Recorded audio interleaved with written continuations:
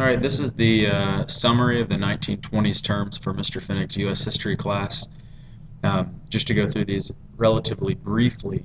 The first is causes of business prosperity. You'll see it here. And the causes of business prosperity, we're talking about things that would have helped businesses flourish during the 1920s. We know from the class lectures that there were a couple groups that did not flourish. First, you could probably write that down, and just to remember, the groups that did not flourish were primarily just farmers. They were the only ones in the American society that did not benefit too well. Everyone else did. A couple of the things that we mentioned in class, the causes were time and motion studies was one.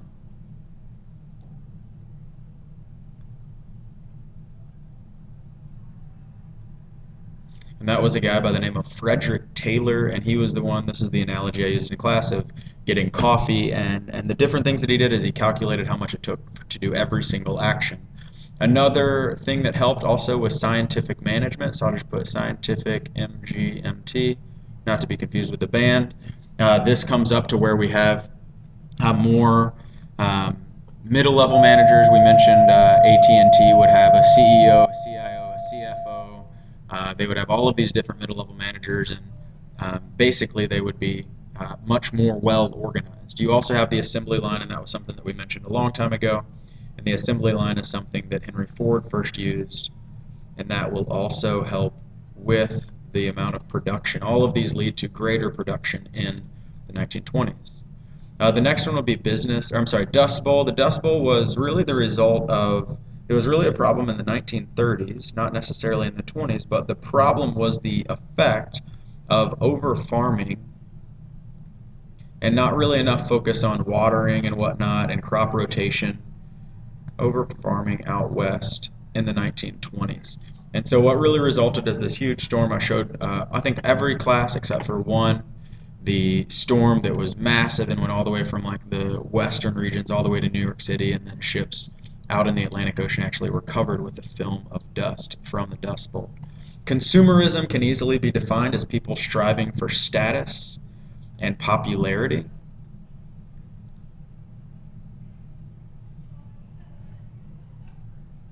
A couple examples of how we have a very consumeristic culture were people's obsession with automobiles. I'll just put autos. The numbers just grew rapidly during the 1920s. You also have the opportunity to buy things on credit for the first time other than loans from the banks. I'm going to put credit and installment plans, and this means like monthly payments for things, right? And these were never offered before, and we said in class that over half of the adults 18 and over have debt other than a house or a car payment now. And so before this, it's impossible. You actually had to save money before you bought something, which I know seems crazy to buy something that you actually can pay for, but it is a new idea. We also had advertisements was another thing we mentioned. Advertisement, I could have written ads there. And we said that they use them. They have catalogs. Now we have advertisement graduate degrees. They also use sex to advertise non-sexual items. And this is very, very successful, and it kind of tells people all of the things that they could be enjoying that they are not enjoying, right? Because we need to know those things. I'm saying that very sarcastically. Flappers, we could say that they're like the Beyoncés and the Nicki Minaj's of the 1920s, pushing the boundaries. We kind of laugh at what they were doing back then, but they were, in fact, very, very edgy. They had knee-length skirts.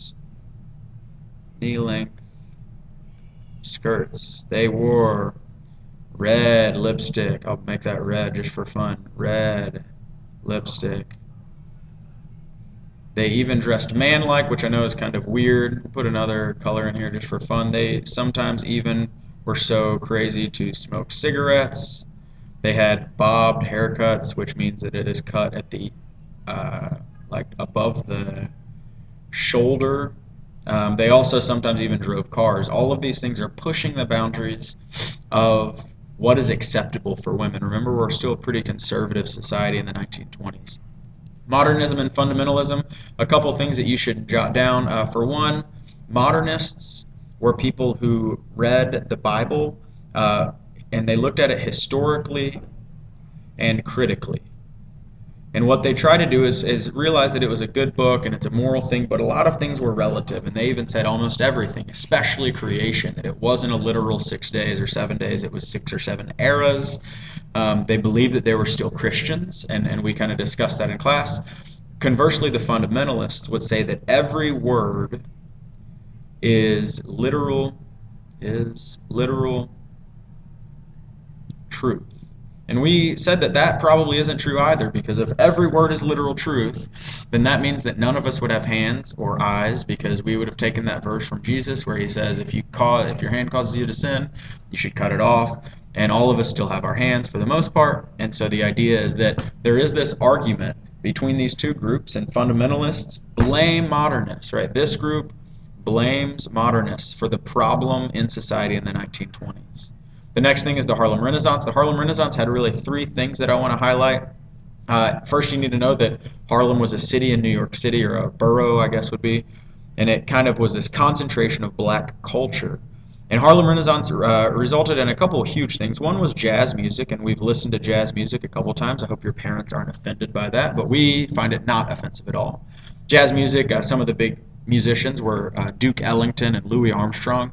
And it was very countercultural. Remember, even one of the fundamentalist radio hosts, Amy Semple McPherson, condemned jazz music as of the devil.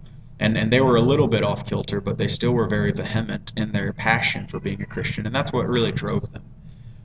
You also have County Colin and Langston Hughes. Hughes was the poet of that one poet we saw, Epitaph.